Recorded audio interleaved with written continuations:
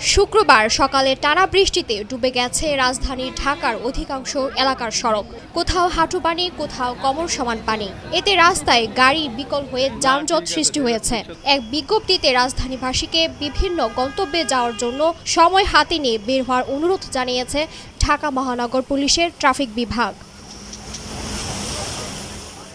Traffic বিভাগ জানিয়েছে, প্রচণ্ড বৃষ্টিতে রাজধানীর বিভিন্ন এলাকা ডুবে গিয়ে রাস্তাতেই অনেক গাড়ি বিকল হয়ে যানজটের সৃষ্টি হয়েছে।